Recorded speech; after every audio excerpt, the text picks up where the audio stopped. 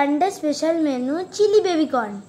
প্রথমে সবজিগুলোকে কেটে নিলাম, দেন বয়েল করে নিলাম বেবিকর্নগুলোকে।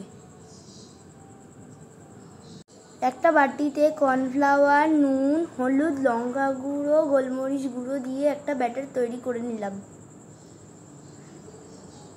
বয়েল করা বেবিকর্নগুলোকে পিস পিস করে কেটে নিলাম।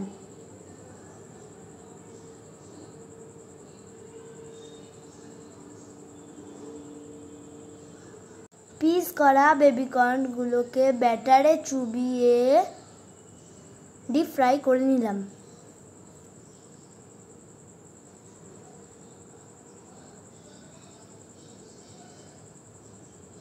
লাল করে ভেজে বেবিকর্নগুলোকে তুলে নিলাম।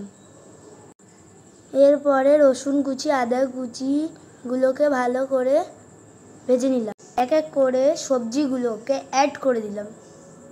একটু নুন এবং একটু মিষ্টি দিয়ে নাড়াচাড়া করে নিলাম। ভিনিগার ও সব রকম সস দিয়ে ভালো করে ফ্রাই করে নিলাম।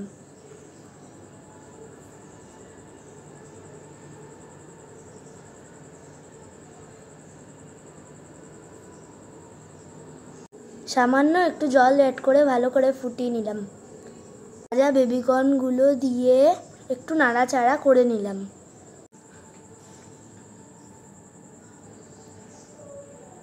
দেন রেডি হয়ে গেল আমাদের চিলি বেবিকর্ন। গার্নিশিংয়ের জন্য দিলাম একটু পেঁয়াজ বাটা ও সাদা তিল। আপনাদের ভালো লেগে থাকে আপনারাও বাড়িতে ট্রাই করবেন। Thank you.